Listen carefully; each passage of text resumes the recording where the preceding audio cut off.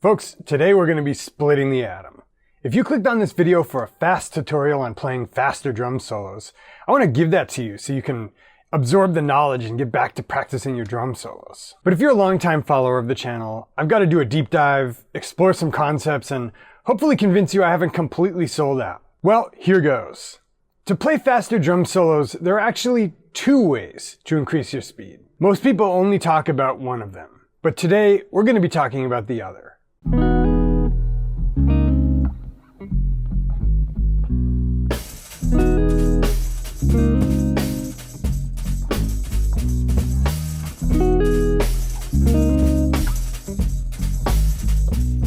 Guys, I'm Nate, and this is the 80/20 Drummer. Today, we're talking about how to play faster drum solos. It's a little bit of a clickbaity thing to talk about.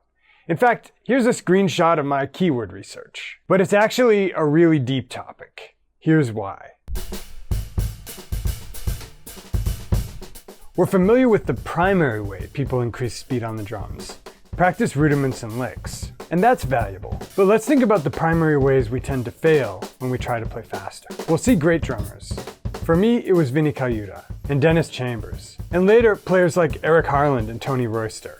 And young players like Mason Guidry and Sharik Tucker. For you, it might be Neil Peart, Mike Portnoy, George Calais, or Matt Garska. Anyway, here's what tends to happen when we try to play as fast as our heroes. We keep repeating the same licks, we hiccup or suffer a buffering error, or we run out of steam and have to slow down. That's because we lack the chops, yes, but as I've said, that's only half of it.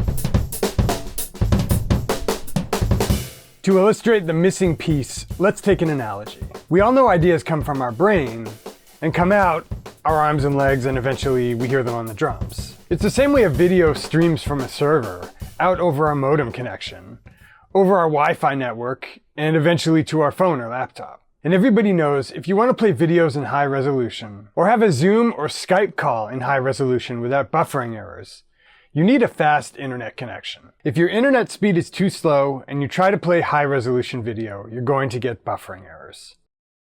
Let's say getting more chops is like increasing the speed of our internet connection.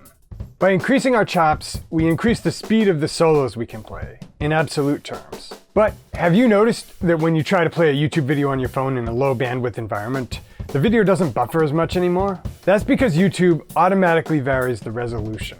Crappy 3G connection? YouTube will automatically lower the resolution, so you don't get buffering errors. But what if YouTube didn't do that? What if they just tried to play every video in full resolution? And then, if they got buffering errors, they just showed you a little pop-up message like, "Sorry about that, better luck with Fios," every time the modem connection was too slow. Well, that's essentially what we're doing when we try to force our licks. The way to play faster drum solos, ironically, is to practice playing just fast enough that we can perform our ideas fluidly, without going so fast that our hands get ahead of our brains and we get buffering errors.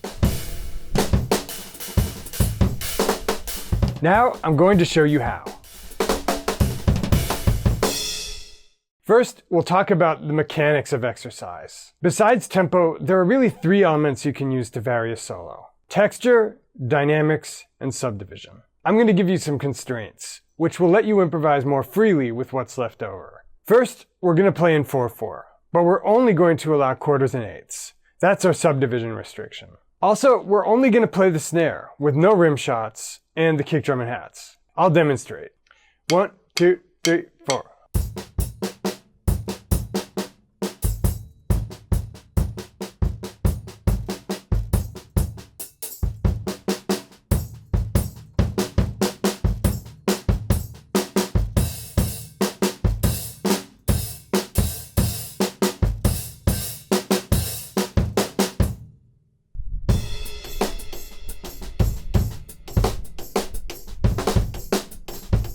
Now let's talk about the psychology.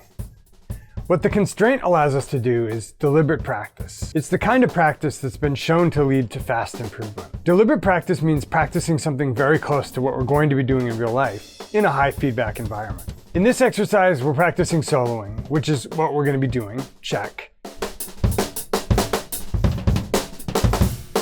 We're also practicing in a context in which if we make a mistake, like a buffering error, we'll know immediately. Okay, back to the demo. Next, let's allow triplets and incorporate rim shots. I'll demonstrate. 2, 3, 4.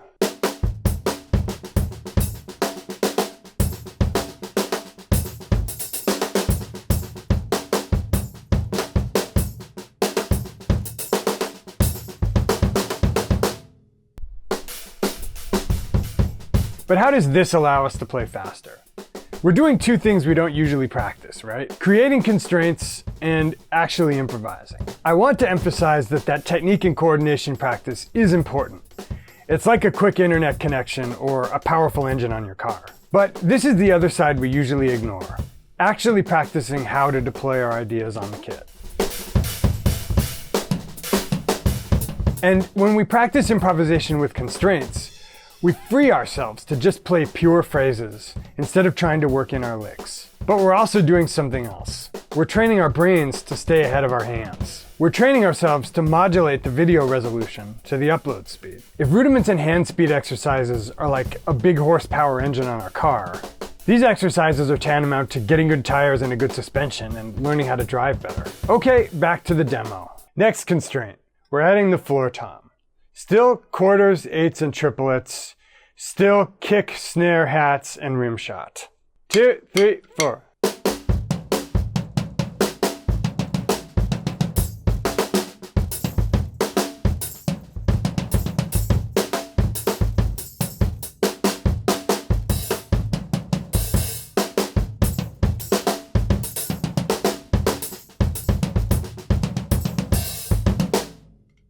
Now to address what's probably going to be another common objection.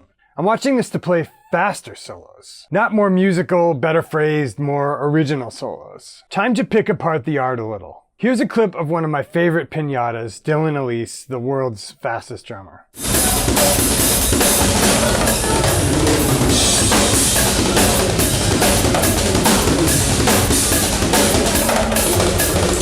Now, here's a clip of Brian Blade.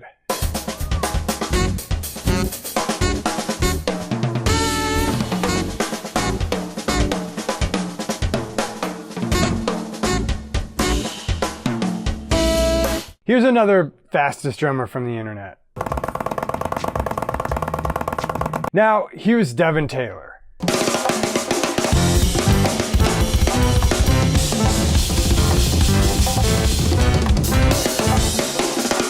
In firearms training, there's a saying, slow is smooth and smooth is fast. For drums, I'd adapt it to slow is under control and under control is fast. You can tell the difference between BS fast and fast with purpose. It's the difference between somebody who really understands a language, riffing in that language, and somebody just speaking gibberish or repeating the same sentences over and over. But the other side to being in control of your licks is that it's like stepping from an ice rink onto a sidewalk. You'll actually feel faster.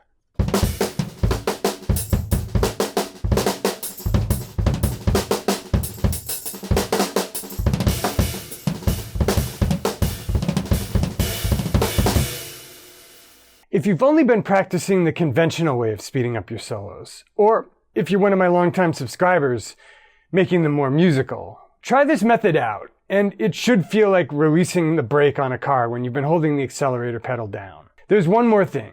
Be conscious of not being conscious. If you're practicing with zero constraints and you catch yourself buffering, or inserting your licks in a left brain sort of way, stop and go back to a more restricted scenario, like taking all the toms away except one.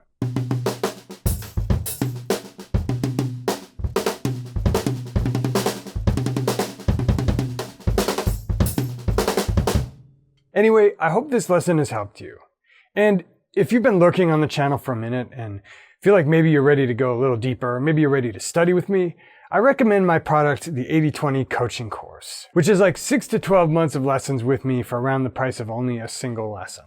We only open that a few times a year, but if you'd like a free gateway drug to what it feels like to be in my more sort of premium instruction, I recommend you click below the video player and enter your email on the next page, and I'll send you 3 videos completely free that, I assert, will improve your playing more in the next 3 weeks than it's improved in the last 6 months.